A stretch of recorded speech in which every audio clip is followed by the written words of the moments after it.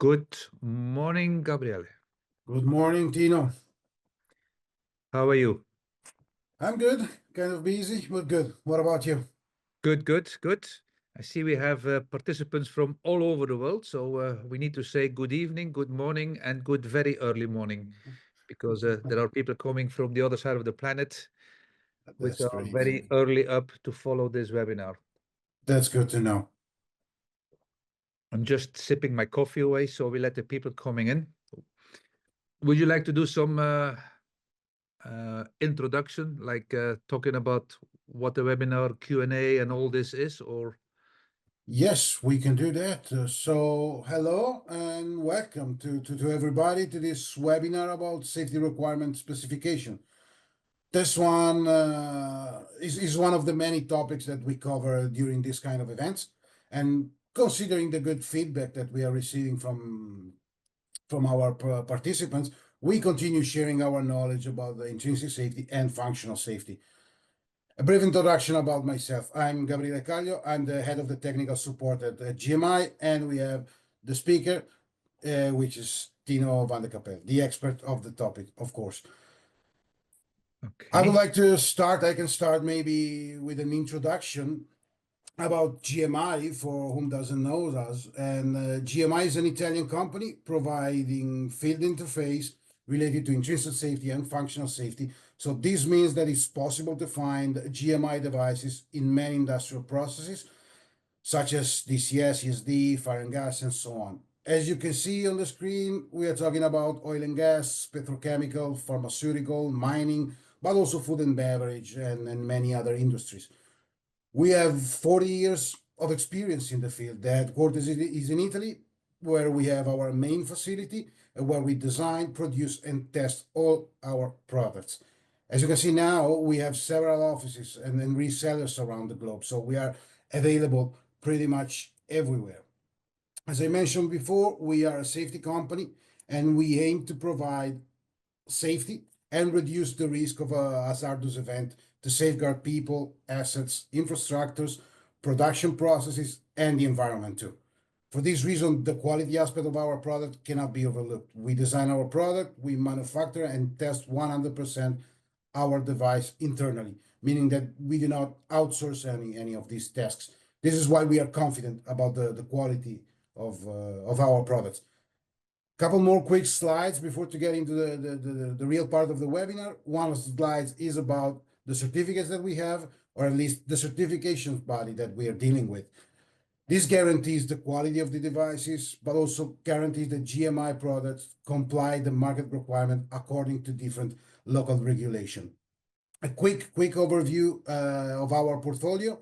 As mentioned, we have intrinsically safety barriers, safety relays, seal certified, with and without line monitoring, to energize to safe and de-energize to safe application. We have isolators, we have AX power supply systems up to seal 3, temperature and digital multiplexer for zone 1 installation. We also have customized termination board for an easy connection to the main PLC and DCS system. We have hard multiplexer and surge arrestor. Then we also provide consultancy and share our experience and our expertise through courses related to functional safety and intrinsic safety. And then the final slides, you can see a list of some of our customers, which stretch from system vendors to EPC, OEM, and the end users. Quick thing about the webinar. The webinar is recorded, and in a few days you will find it available on our YouTube channel. Subscribe in case you want to get a notification. You will get the link to download a PDF copy of this presentation in a couple of days, of course, from now, and also a certificate, but only if you attend at least 75% of the webinar. If you have any question during the presentation, write them down in the Q&A section, and we will try to answer to all of them during the training or at the end of the training. And yeah, I think that, Tino, they're all yours. You can start. Thank you very much. I'm really impressed. In 5 minutes, we introduced everything. Typically, your other colleagues are always saying we will do it short, but you always take 10 to 15 minutes. So you were really... No, you are the star of the show. It's your time. You put on your turbo. It's good. It's good.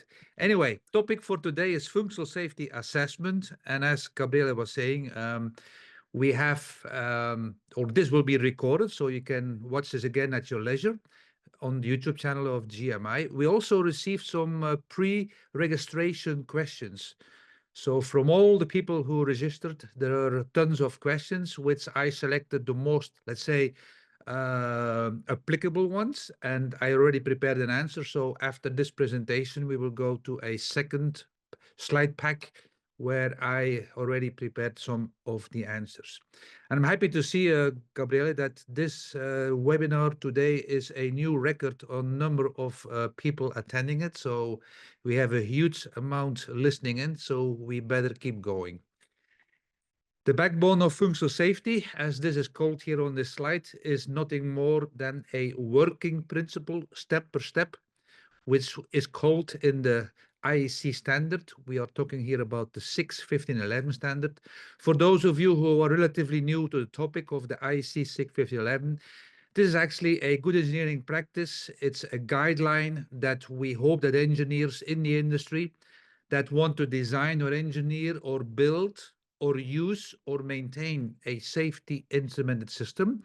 And the standard is meant to be used in the process industry. And the process industry, as of the edition 2, they added 2 new applications, but the original applications from edition 1 is still today oil and gas, chemicals and petrochemicals. The new ones are the pharmaceutical and also the food and beverage. If you want that the engineers will start to follow some good engineering practice, of course, we need to check if they will do what they promised that they will do. That is one item. That means that although we have here a working principle called a life cycle, which I will not go through all these different steps, the topics for today is called functional safety assessment, which is nothing more than a monitoring principle or a measurement that someone with competency to understand the topics will make a judgment from the work that engineers have done through evidence. And evidence will be, of course, your verification report, some evidence on how they executed the activities and how they reached their requirement specification. And that will be the topic for the rest of the day. So basically today, functional safety assessment is a kind of a quality measurement to find out how good or how complete the engineers have carried out what they were responsible or accountable for. That's here the purpose. What is it? What is a functional safety assessment, which is here abbreviated as an FSA? Some people will also call FSA a functional safety audit, but today we mainly talk only about the assessments. And the purpose is, and the main issue is here the word called independent. I don't know if you can see my cursor hovering above the word independent. So when someone asks me or when someone tells me they have done an assessment, that means the person who has done the assessment is totally independent from the person who carry out that activity. Because we all know, we as engineers, if we have to judge our own work, we all think how great and wonderful we are and we never make mistakes in our own mind. But if someone else, independent from the person who carry out that activity, has to make a judgment, that is where we are looking for that word independency. And it will be independent from design team for certain activity phases. It will be independent from the operator and maintenance for, of course, the same safety instrumented system. And based on the competency, based on the know-how of the expert judgment, they need to make a judgment result into a let's say, assessment, where the assessment will say, yes, we do agree, we do approve, we do find out evidence that whatever was being required has been fulfilled or have been achieved. So the expert judgment is, of course, based on technical expertise. Basically, or frankly, or simply speaking, if I have to make a judgment about a specific system and I never have seen such type of systems before or such technology before in my life, I will not be the right person to ask me a judgment. So of course, we also look for technical expertise on the assessor. Of course, he or she also needs to know what is the purpose of the 6.15.11. So there must be some 6.15.11 competency also with that person. Application expertise. I give you an example.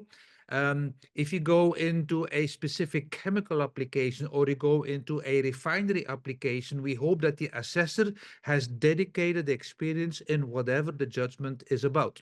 And of course, also in operational expertise. The result of such an assessment needs to prove, again with evidence, that the functional safety and the safety integrity of every single safety instrumented function or every safety loop of your safety instrumented systems are being met according, of course, to your safety requirement specification. And if a logic solver that is programmable is involved, also your application program safety requirement specification. There are 5 stages in total. We call them stage 1, 2, 3, 4, 5, and they all have their own specific meaning. And as I already mentioned to you, the independency is here the key issue. And the key issue will be, as you see here on the bottom, we are not allowing that, let's say, functional safety assessor to be involved in the project design team for the first 3 stages, stage 1, stage 2, and stage 3. And I got some slides prepared already where I will show you the difference between a stage 1 and a stage 2 and a stage 3. And I also prepared already a summary, what are the key deliverables, or at least what is the minimum required information needed before the assessment can start in such a stage 1, 2, or 3. Equivalent, we also have done this for stage 4 and 5, but stage 4 and 5 is a complete different story, because stage 4 and 5 actually was introduced in the new edition 2. I still call it new, but today, as we are 2025 already, the new edition 2 is today 8 to 9 years old. It depends on how you look at, because it was released 2016, amended 2017. For those who are joining us from across the pond from the US, it's 2018. It's called ISA 61511. But the initial edition 1 of the 61511, which was also adopted in US as the ISA 80.01, well, the initial 2004 release was already identifying the 5 stages, but it didn't really push in the standard edition 1 to carry them all out.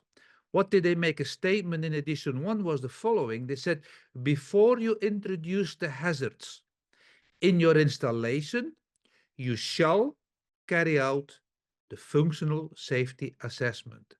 So anyone with a bit of experience in edition 1 knew that actually they tried to say the minimum we have to do is stage number 3. Because stage number 3, as we call it also in US, the PSSR, or the pre-safety startup review, is a kind of a checklist that we want to do a final check before we allow the production to start. I see there is a question coming in, Gabriele, but I will keep on first reading this before I will go into my questions. So edition 1 was mainly saying minimum 1 you have to do, and the latest you can wait for is before you start up.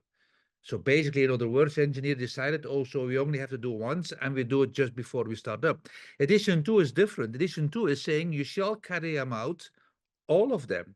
It doesn't matter if you're already starting up or not. It doesn't matter if you are still in your design phases, if you're still writing your safety requirement specification as an example. And that is why we have all the different weight on the importance of stage 1, 2, 3, 4, and 5. And the current edition 2 has said it is mandatory to carry them all out, and they need to be carried out, and we see that in a minute, by a senior competent person needs to be involved in that assessment team. It's clear assessments can vary from team members. It can be multiple members. It can be more than, of course, 5 to 10 people. Depends on the size of the assessment and the speed of the assessment that is required. But for instance, I've been involved personally myself last year in the largest European chemical plant being built. For those with a bit of know-how, probably know already what I'm talking about. But we as company have been assigned to do the assessment stage 1, and we are now preparing ourselves to go into stage number 2 for a huge project in Europe. Right, let me quickly look at this question, if I can tackle it now. I'm not certified but trained. Have I qualified to carry out FSA and design safety instrumented system and associated system? Well, the question, you as an engineer, the question is always, how do you prove you are competent? If you say, look, I don't need to be trained, I'm an engineer, I will figure out myself. And if you can convince let's say, authorities or end users that you are qualified or, let's say, competent to do so. It's not up to us to make a judgment. Of course, if you want to make an assessment, I would like to see how you call yourself competent in the topics of the 6, 15, 11. And it's possible you have done self-learning, reading books, looking webinars, Googling it, use ChatGPT and believe everything you read. That's all possible. The question is how relevant is this for your assessment you have to carry out? So I will actually click this answered live. Second question, is there a planned release for a new version of the 6, 15, 11? The answer is yes. No one knows, of course, when, but it will be edition 3, as the maintenance teams for edition 3 is already working. You can take it from, let's say, an average between 10 to 15 years is any lifetime of a functional safety standard edition. So for sure, there will be some new one coming up. All right, let us continue on the slides. So what is now the senior competent member requirement? Let me just keep track of my timing. The number of senior members, as I already mentioned, depends on, of course, the size of the project. If you have to do a specific assessment for a very small topic, you can maybe do it as yourself as a one individual person. But in our case, we had a team of like it varies between 6 to 8 people, depending on what specific topics we were looking for the assessment. But it is a team effort to go in and do the assessments of mainly all the documents, of mainly talking to the people to let's say, identify what gaps they have, then trying to close those gaps, etc. So the number of senior competent members on the team may vary depending on the application size, technologies that we need to look into, the communication requirements, if it is with the EPCs or the end users or both or whatever.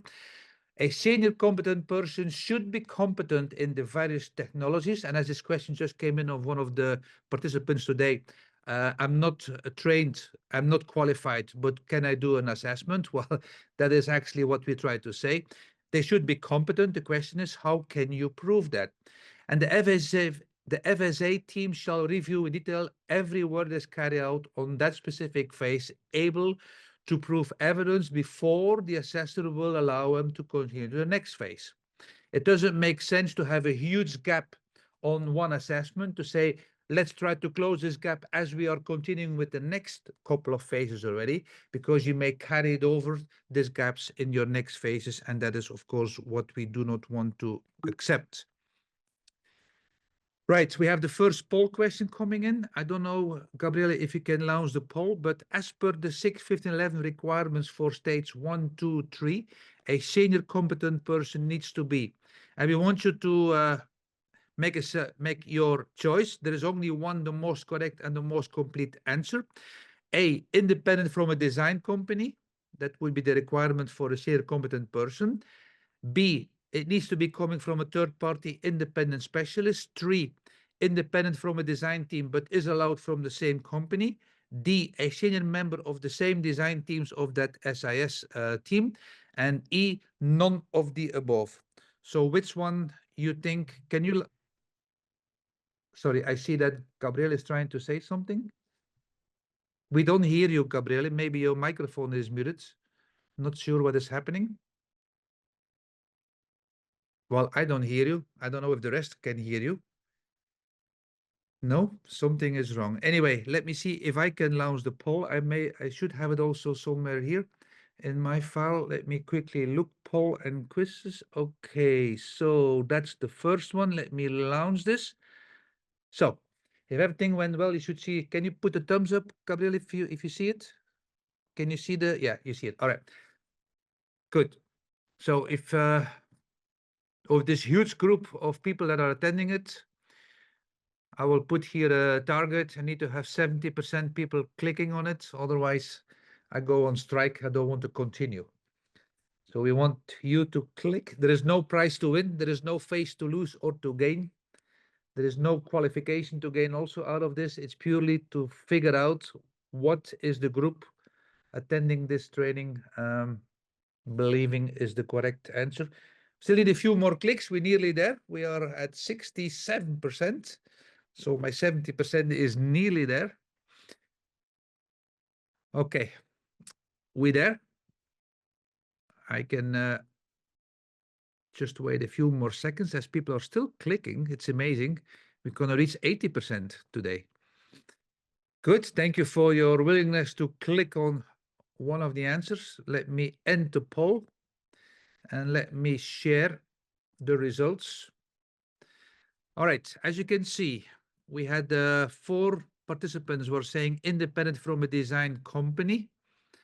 That's not what the standard is saying. The standard is saying needs to be independent from a design team.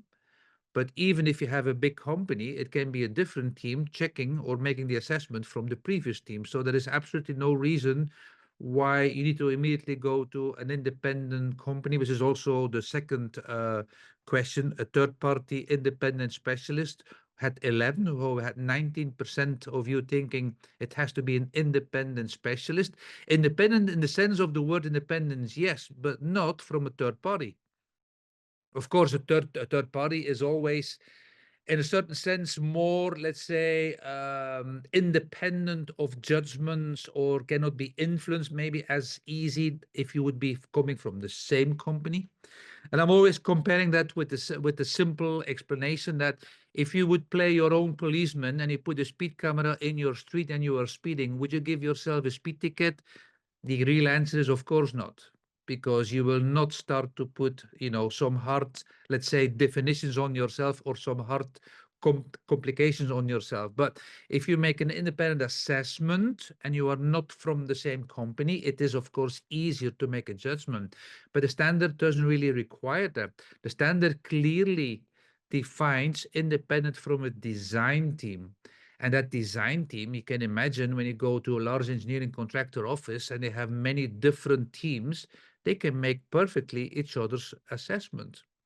But of course, if you only have a small company with only 2 persons being involved in that design and you want to pick the other person to make the assessment from what person A has done and person B will make the assessment, that's not what the standard would like to see. We want to see some independency in there. And then the other one's a senior member of the same design team of that sys. Well, I already explained, no, none of the above. Well, that's of course also not true. So the only correct answer was the majority of the people clicking this here was more than 55, well, it's 55% to be exactly. All right, stop sharing this. Let's continue. Let's dive into some details now in the standard, into what is the requirements, what is stage 1. Stage 1, as you can see here on the life cycle, if you start here from the top of your process of your activities, we always start by identifying the hazard, analyzing the hazard, trying to assign the risk to it. And based on the tolerable risk, we will see that in the second phase, which is called the allocation of safety function to any specific protection layer, that is what we call as engineers LOPA, layer of protection analysis. We're going to assign a certain credit of performance of a specific layer. And if that is not a specific layer that is existing, is not giving me the necessary risk reduction, we as engineers have to come up with a solution. And that solution is called a safety instrumented system that we will try to achieve some additional risk reduction enabled to reach our target called tolerable risk. So once the safety requirement specification has been written, and we do have a webinar also with GMI recorded several times on safety requirement specification. That's also a chapter written in the book of GMI, which I will show you later. But once the safety requirement specification is written, that is where the stage 1 assessment is coming in. And I can tell you, this is not an easy task. Because for a huge project, the safety requirement specification can be a lot of documents, can be quite some pages to go through. And if you, as an independent assessor, like I was on this huge project here in Europe, if you're not involved in the initial design, you need to try to understand how they came to the decision to build this additional, safety instrumented function and able to reduce the risk. So it's a bit of a twofold. One is we can look at the detailed description of the safety functions itself. And of course, there we have the template coming from the 6.15.11 as a good engineering guidance. But we don't have a glass bowl. We don't see what has been going on in the first phases in the hazard risk assessment. Of course, we have the HAZOP reports. Of course, we have the HAZOP people accessible during our assessment, so we can ask him questions to clarify items which we may doubt or maybe ask some additional clarification from. Same with LOPA. LOPA, as everyone knows or should know, LOPA, I call this personally a number game. You assign some numbers to some layers, and some people can be very creative in how they choose their numbers. They can predict a risk reduction factor 10 to anything. As long that they can describe it, they will believe it will be achieved. So in other words, the moment you have a 10 factor as a risk reduction, you're reducing your SIL band by 1 already. And that is where we are very crucial in making assessments on LOPA to understand, can they justify those numbers which on paper say they will actually reduce that specific risk. And finally, we go into the details of the safety requirement specification. So that will be explained on the next slide, but I have already done it now. Once they go into the design and engineering and they do the factory acceptance test, typically along with the witness of a factory acceptance, or we can split this assessment into two before the FAT will start and after the FAT is finished. And then we go to the installation, commissioning, and validation. That means you are on site. You are here with the end user. That is here, they will do the installation, commissioning. They do all their checking, the loop checks, etc. Before they start to line up the process to introduce the hazards into the facilities, we need to do one more assessment, which is called the stage number 3.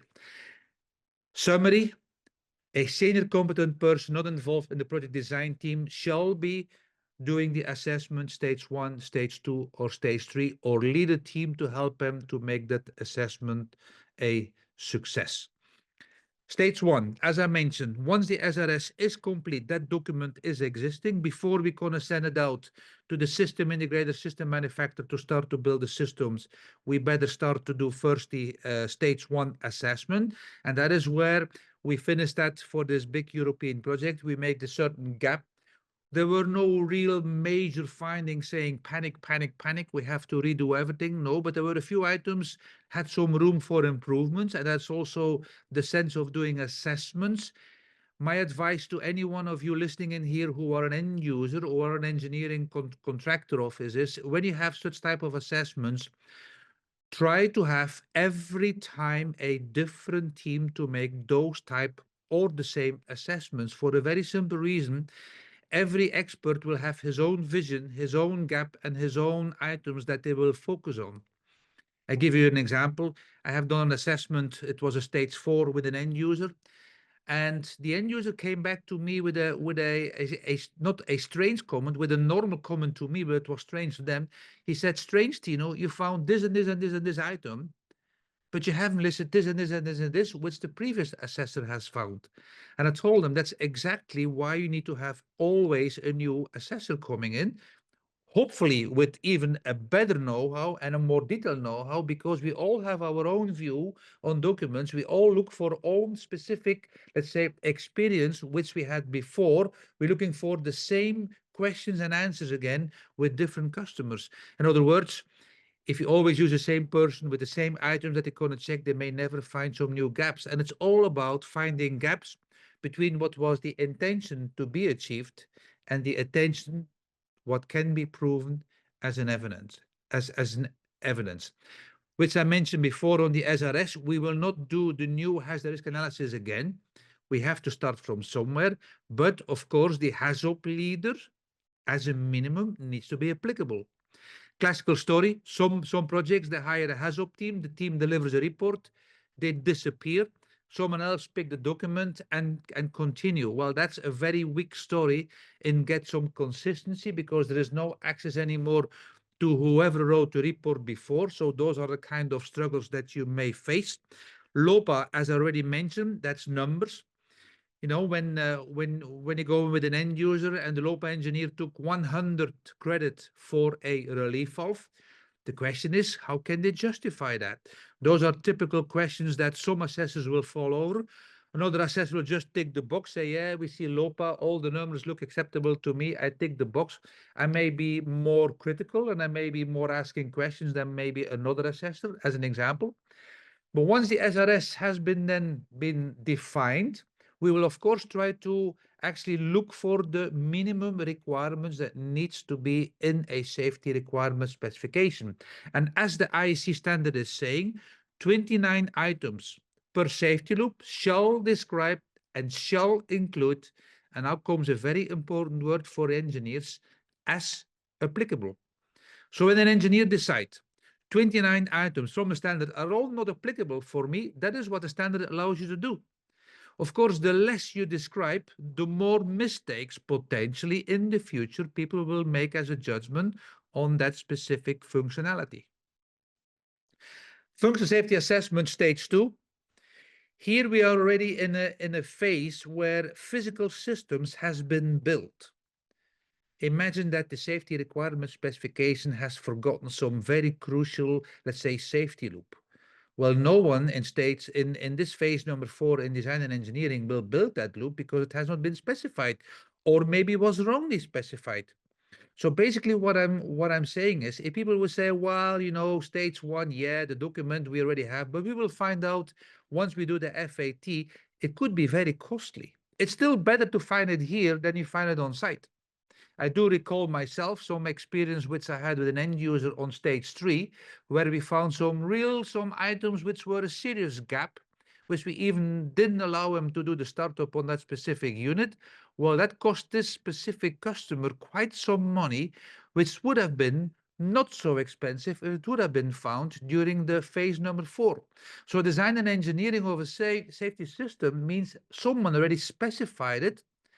And stage 2 is nothing more than an evidence that whatever was specified has been built and has been checked or validated as a partial validation called factory acceptance test. So stage 2 is typically executed during or along with the FAT, which I already mentioned. And of course, our reference document will be the safety requirement specification, will be the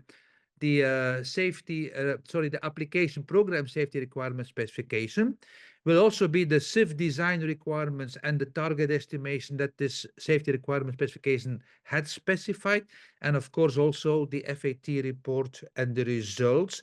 If it has not been witnessed during the FAT itself, it all depends, of course, on the size of the project. Right, before I go to the Q&A, because I see there is a new question that came in, but I'll first read stage 3. That is the one here, stage 3, that was the main one in the edition number 1 of the standard. That means prior to the hazard being introduced in your facilities, a team shall carry out stage 3, and it's often referred to as the PSSR, stands for Pre-Startup Safety Review. I call this a kind of a checklist. And if you go into the report 4 of the ISA 84, there are quite some nice checklists in there which should help you to think about what should we check. And here I made a summary, I made some bullet list out of that. But one of the more, let's say, important ones that I typically like to start with is I like to see that the reports of hazard and risk analysis could be, for instance, your HAZOP report, that all the recommendations have been solved, have been, let's say, installed, have been checked, and can be proven. Because how often have you seen a HAZOP report with a wonderful recommendation, but as the recommendation was costing some budget that was not being approved in this financial year, and this end user was saying, well, we need to postpone that until I will get the money, or until I will get the shutdown of my production, or until I will get the management approval, whatever the excuse is. Well, of course, the moment we find this in a gap analysis, we will give this a red flag and say, well, this report stands actually with an open item which needs to be installed or needs to be solved unless you can compensate temporarily until this will be solved again. In other words, anything we find as an open item or a punch list is never a good start in stage 3 assessment. Any project design change procedures are in place and properly implemented. Well, any big change in your production facility, of course, we would highly recommend to first do stage 3 before you're going to start up again. Recommendation coming from any previous assessment. I was once with a customer and we made an assessment. And of course, we asked for the previous assessment from another company, another person, whatever. And of course, in that report, there were quite some gaps identified and the majority were closed, but we found a few ones which were not closed yet. And that's never a good start for us to do an assessment if the previous assessment gaps have not been resolved or have not been closed yet. Your SIS needs to be designed, constructed, and installed as per your requirements, but you need to show some evidence how we can prove that. And if there were some gaps identified or will be identified by the analysis team, by the assessment team, sorry, well then that needs to be solved before we will allow to do the startup on that specific unit. Any safety, operation, maintenance, and emergency procedures needs to be in place before you start up, not after startup. Because how many times you have heard the story that we will actually have the procedures ready during our startup or after the startup because we're still working on a few items. That's not a good point. Second last bullet is my personal favorite one. And I classically always try to give simple examples. I'm saying, can you imagine you're going to go on a long international flight and the pilot tells you, welcome on board of my aircraft. By the way, I'm not completely trained, but there are some experienced engineers here on board that can help me to fly the plane. Would you feel ease sitting in the aircraft, in the seat, thinking about, the guy in front of there is not 100% trained, but don't worry. There are some people that will help him. What we try to say is here the standard is saying employee training needs to be completed and appropriately informed to the task they are responsible and accountable for before they can start up, not learning on the job, because learning on the job is not a very good safety culture. And the last bullet, of course, there needs to be some strategies in place for further FSAs. Right, let me look what the burning question is. Can you share again? I'm not sure what the question is. Can you share again what? So please reformulate your question and then maybe I can give you a sensible answer. Right, we have the next poll. Well, let me share the poll again. As per the 61511 requirements for stage 4 and 5, which is the next section we're going to discuss now, the senior competent person needs to be, and it's similar to the first poll, needs to be none of the below. Okay, well, you first have to read the below, of course. B, independent from the operation and maintenance team of the same SIS and needs to be from a different company. C, a third-party independent specialist. D, an independent from the operation and maintenance team of the same SIS, but can be from the same company. And E, from the regulatory organization in the country, which I do know in some countries is, of course, potentially applicable. Let me first share that poll over here quickly, poll and quizzes. Now let me go back, and that is the one we have to launch. All right, here we go. So again, the same story. As I know, we had 80% before. We need to have 81% on this one, and then we're gonna continue. Right, Gabriele? Yes, can you hear me now? Yes, we can hear you now. Loud Okay, and good. clear.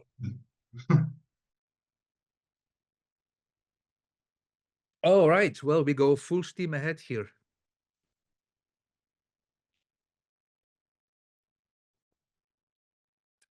We have 63% and counting. So don't be afraid. Click on what you think is correct or the most correct and the most complete answer.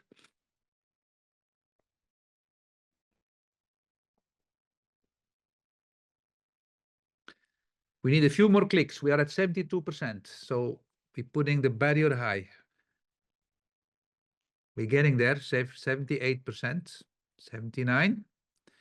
A few more clicks for those who are not clicking yet or already asleep maybe. So you should wake up. All right, we're there, 82%. And the poll shared the results. The result is that the majority is indeed correct, independent from the operation and maintenance team of the same SIS, but can be from the same company. And that's a very strong statement that you have to realize.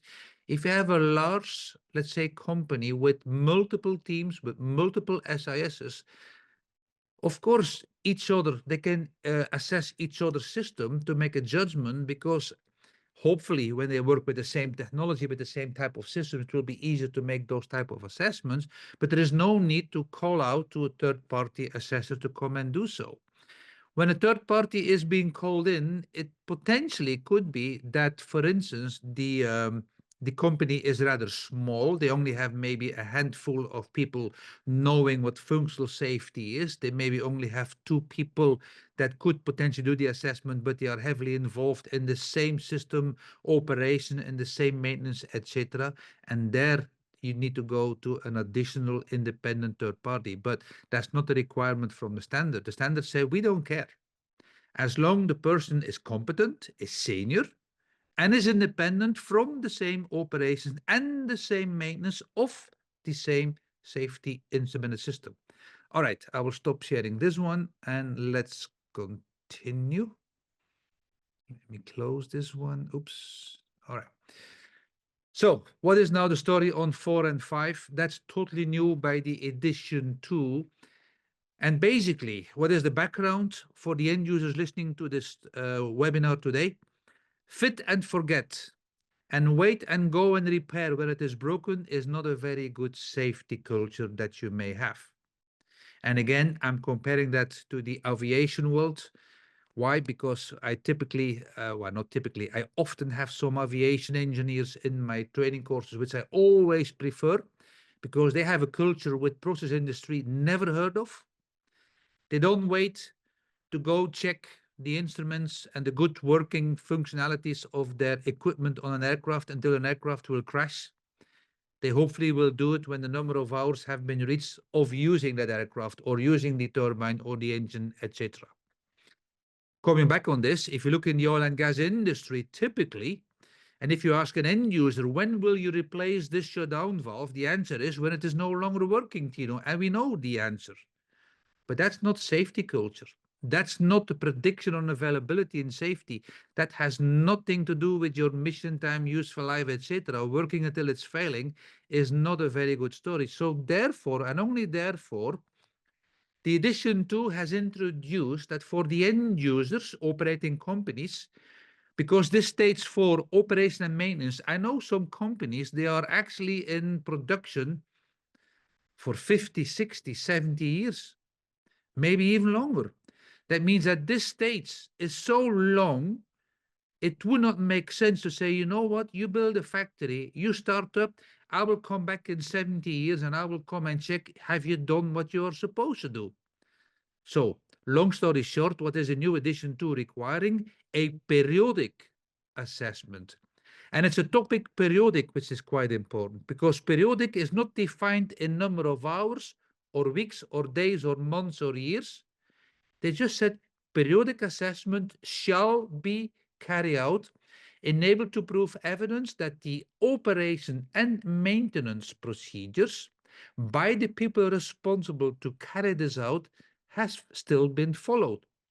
So, first of all, that the activities are being carried out according to the assumptions being made during the design, and that the requirements of the SIC 1511 are still applicable. In other words, will the performance of your safety loops still be able to be proven with an evidence that they still achieve the risk reduction which they initially were designed for?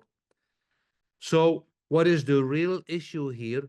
We need to see the quality feedback of your proof test records.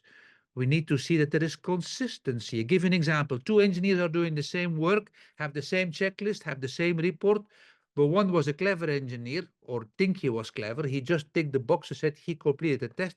The other one, he was a specific driving engineer, did everything exactly as the requirements was saying, and he can prove it. Results can be both the same, but how can we prove they have done this work consistency? Proof test coverage. Coverage is a very important item. I was a couple of weeks ago in a training course, and the engineer was responsible for doing testing on a specific crucial critical valve. And he was saying, well, in my proof test coverage, they have written to me that I've got a tight shut-off valve in my line, and I need to prove the valve is closing inside 5 seconds with a certain percentage of leak. So I was asking how much judgment do you get for coverage factor? He said, well, it doesn't say it. It said pass or fail. I said, well, pass or fail doesn't fit in a SIL prediction of availability of your safety loop. Someone will need to make, with the know-how of such specific type shut-off valve, someone will have to make a judgment, how much coverage factor can I count for that? And the proof test interval is another topic which is very sensitive. When someone is saying we're testing our valves every year or our equipment every year, is this exactly every year, or is it sometimes a delay of 1 month, 2 months, or whatever is the reason why they are not allowed by the production or management to test the specific function? Demand rates. Every demand that is coming from the hazard happening in your production facility needs to be triggered. Now, if you have a spurious or a nuisance trip, that needs to be also documented why it happened, how did my system actually reacted, how did it perform, that all needs to be proven. Field failure data. What is the new addition to? It's about quality field data. We call that the data uncertainties needs to be proven.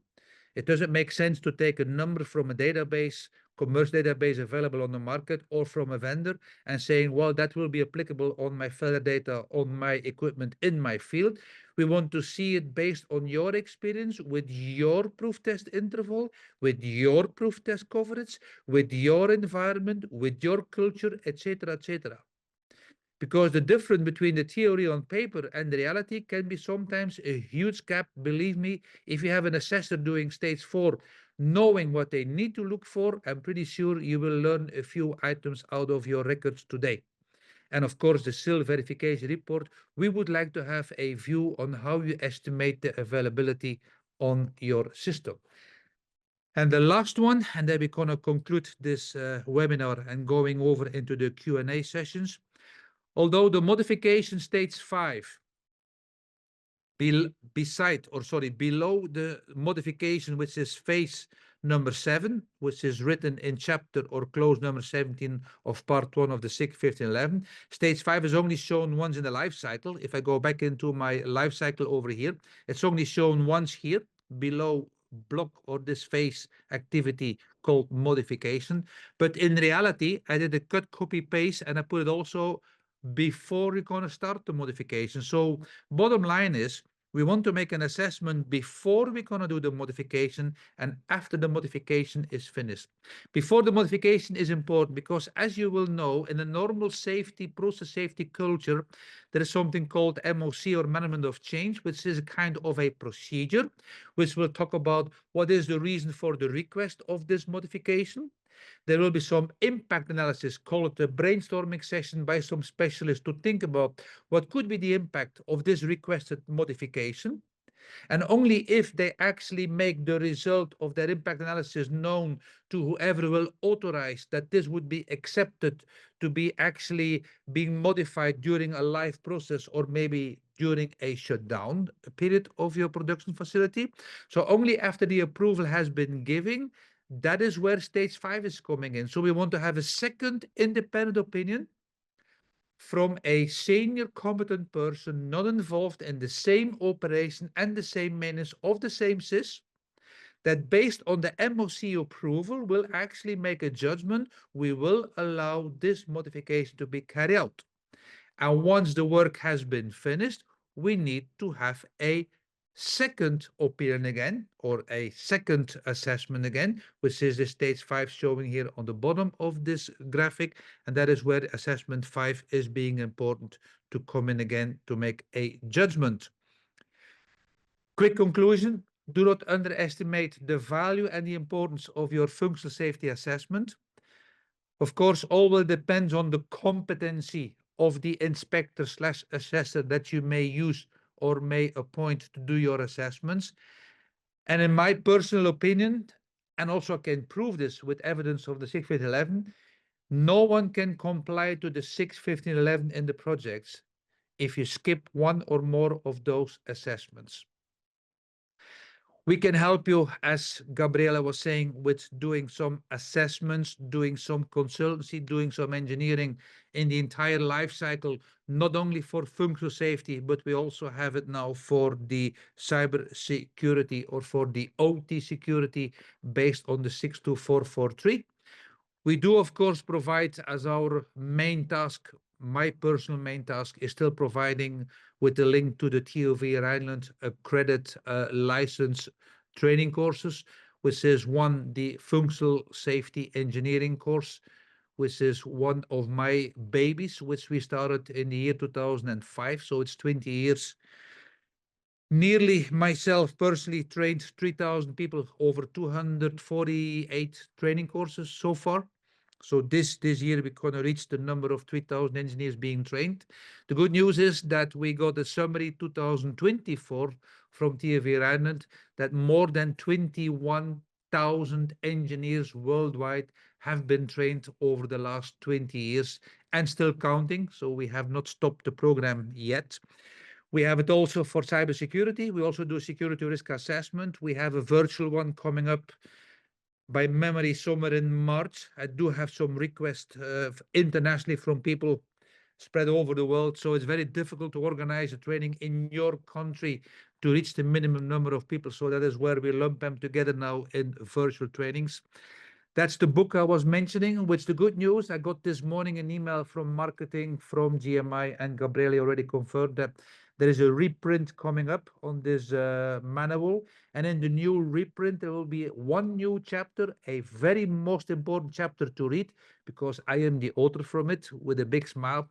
But that is the chapter on functional safety management. I also wrote some other chapters in that book, which is the safety requirement specification. And the other one is called the IEC 1511, which also was revised end of last year. As my initial release in edition in this book, the fourth edition was based on the draft of the SIG 1511 edition 2. But the draft is out in 2016, 17, 18, wherever you're looking at on the date, on the stamp, on the release. So the new book will, of course, have it based on the latest current edition. Right, let me stop sharing this and let me share the new Q&A.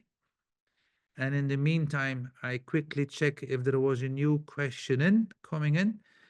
Answer. I was under the impression that the level of independence of the assessor was relative to the SIL level. Well, that's a very good wrong impression that many people have, and the confusion is coming because of the IEC 61508. So I repeat the question for those who have not written that question. I was under the impression that the level of independence of the assessor was relative to the SIL level when considering SIL 3 or above. Isn't an independent organization required? The answer is yes for 61508. The answer is no for 61511. Summary, 61508, depending on the SIL level. SIL 1 is independent from the team. Let me quickly try to recall the exact expression on 61508. A SIL 1 is independent person. A SIL 2 is an independent team. A SIL 3 is an independent organization. That is clearly the words on the 61508. Right, another question. Process companies has pre-maintenance plan and specially for identifying critical and varying frequency. Okay, possible. Again, the frequency is not been defined. If you talk about the frequency for stage 4 on 61511, we will repeat this again in the Q&A that came in before this webinar started. But typically it varies between anything between 1 to 3 years. Example, United Kingdom, as we have many people attending from Great Britain. The HSE in United Kingdom is every 36 months, which is every 3 years. I saw there were a few people coming in from Belgium also. I do know that there it's called the PAM audits or the PAM audits, as they call them, in English standing for preventive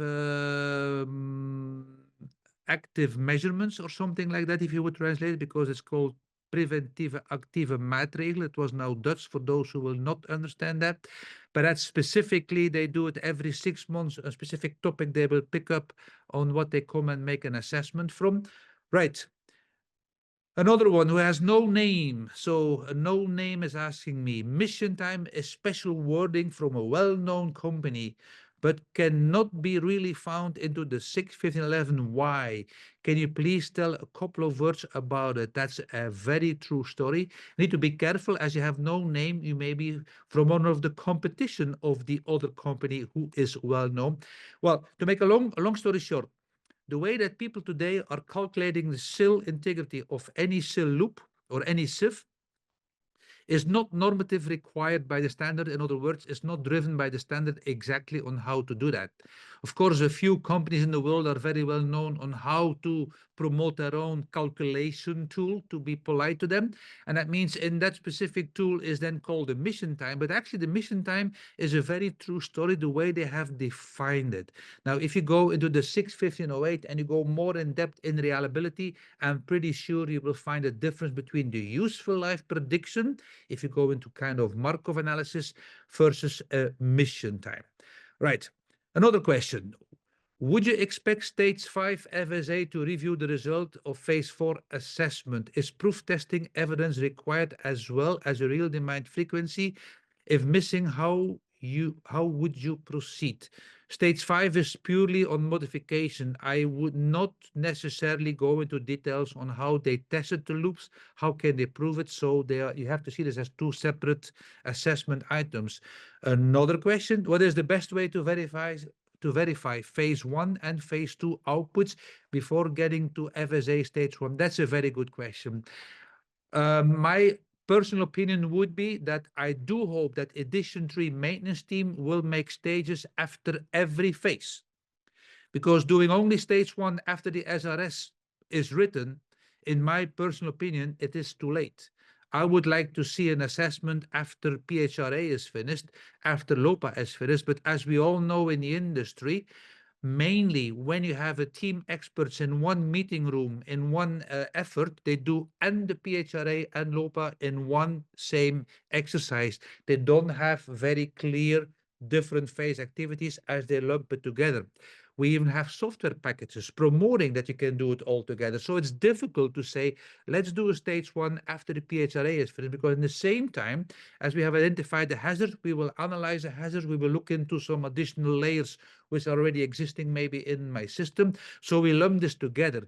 So I do agree it would be very nice to see an assessment clearly after phase 1 is done, but I have a feeling that this will be difficult to achieve because of the nature of the exercise of people lumping it all together and because of the software packages using. I have to rush because I got so many questions coming in. How does proof test and coverage are different while doing reliability analysis? I will not answer this because this has nothing really to do with the assessment, rather than there is, of course, a clear difference between that. A coverage factor will, of course, have a big impact on how you can prove evidence that your loop test performance is still being achieved. When is the 5th edition of the FS manual due out? I will let Gabriele answer that, because it is internally in GMI. I have no control really on that. How can we get the book? That is also something that Gabriele can answer. If an end user does not perform stage 1, 2, 3 so far, and the equipment is installed and running stage, possible to do assessment of all 1, 2, 3 assessment and comply? Yes, of course. Because we cannot rebuild a plant which is already working and running. We will do a gap analysis. We call this often the grandfather clause. That means what is the, let's say, installed, what is the expectation, what is the gap, and we can lump this together. And the last one, it's the same person. You are very popular in my question list here. Apologies, you mentioned 3-year period of something from the HSE in the UK. What was this activity they required, please? That's the stage number 4 for an end user to comply to the regulatory requirements. And I do recall something in the US with OSHA, you have something similar, but I cannot put a year on that. If it was 3 or 5 years, I need to skip that because I do not know the details.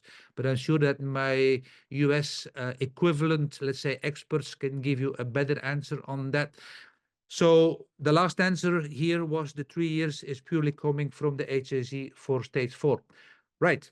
as you are looking here on some slides, but you don't see the content, let me quickly rush into the questions that we received. And we still have 2 minutes to finish 8 questions. That will not be possible, so I'll run over time.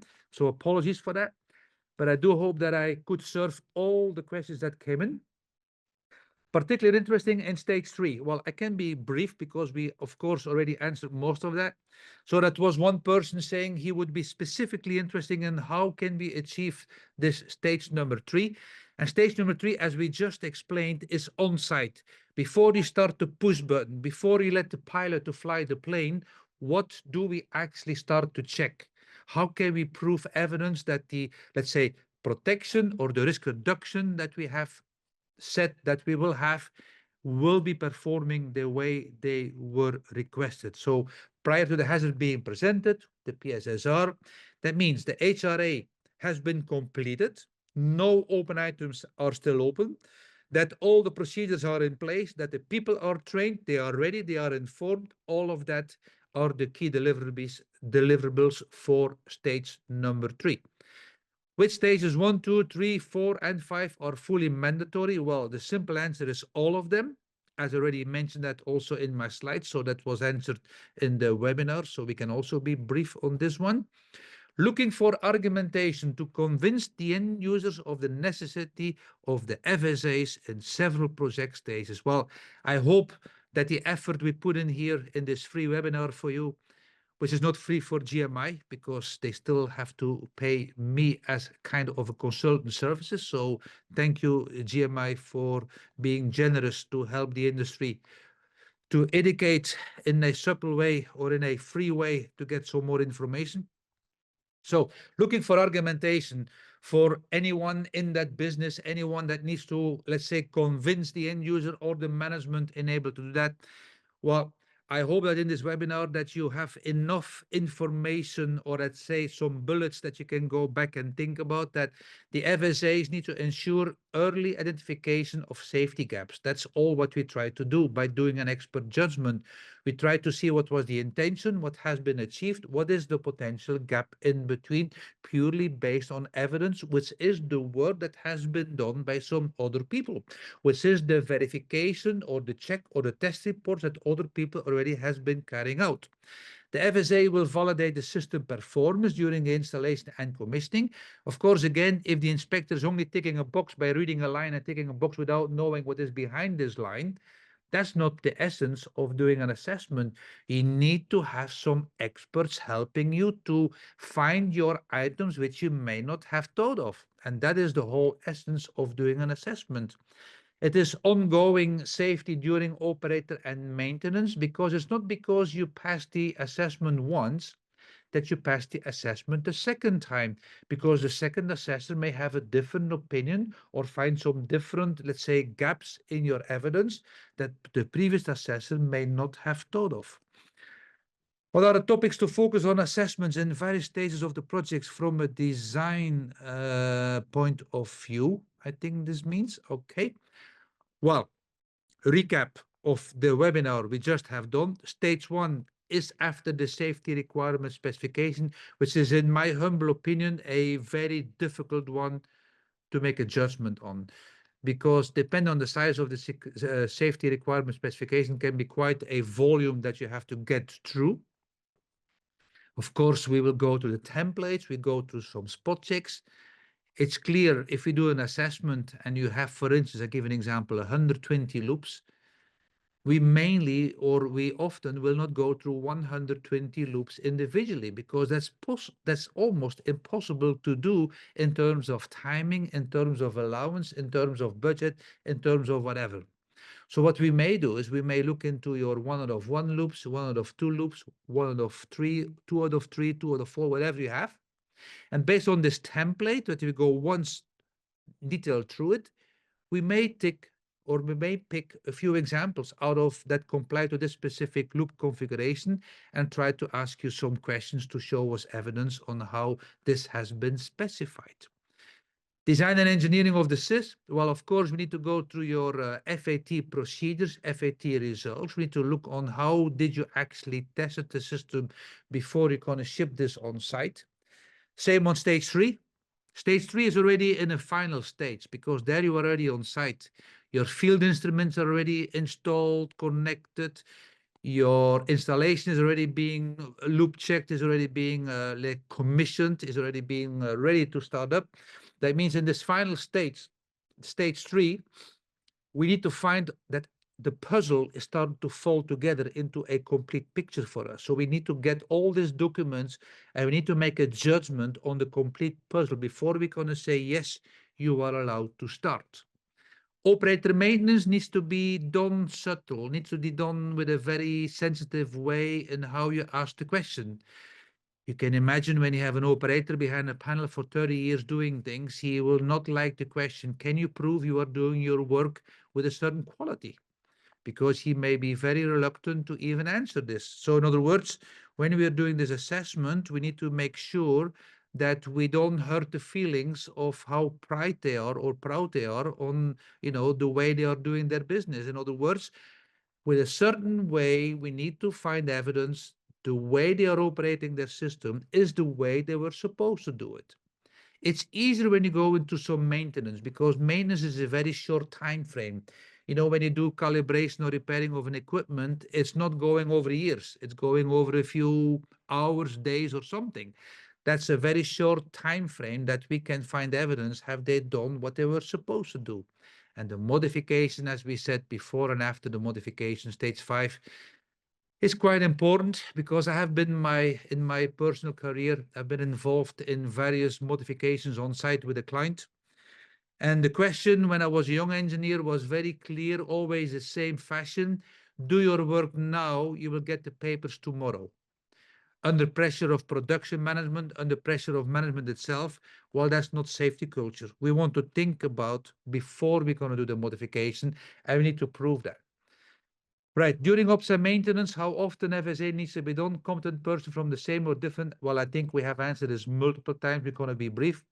The period is not defined in the standard. The frequency is not defined in the standard. That's varying depending often on the regulatory body that is applicable in your country where you operate your installation. Competency, as this one person was asking me, I never follow the training, but I'm an expert. Can I be calling myself qualified? Well, I'm not the one that will say I doubt, because maybe people now, competency need to be careful. I can tell you the following statement. Competency has 3 measurements for us. Formal training is 1, experience is 2, and know-how is number 3. So as per standard, you can never prove you're competent if you never were formally trained for that. Equivalent, you also need to prove you have know-how that you learned in this formal training, and of course need to be able to prove your experience. And the last one, changes and updates. Of course, FSA should be also triggered to any major changes, failure of operational modifications that could have an impact on your functional safety. And the last question is functional safety assessment the same as risk assessment? The answer is no. Of course, there are some that have a relation between each other, because the functional safety assessment in general will evaluate the performance of your integrity of your safety system to make sure that you still reach your risk reduction and you still be able to mitigate that specific risk. Whereas talking about risk, the risk assessment is always to find out what are your potential likelihood or likelihood or frequencies of your event happening. Equivalent, what is your potential severity of your consequence of this hazard happening? That means that the risk assessment will identify and evaluate your hazards, determine your risk, looking at your tolerable risk criteria, that is corporate risk mainly with some large, let's say, companies. And then you need to find out how much risk reduction will you need. All right, before I finish, let me quickly go and see my, all right, that's some apologies. Great, thanks for the FSA. All right, very good, thank you. Let me share the last poll. And that's the one that is, how did we do? That is the one here. All right, so that's the last poll that we ask you to give us some summary of.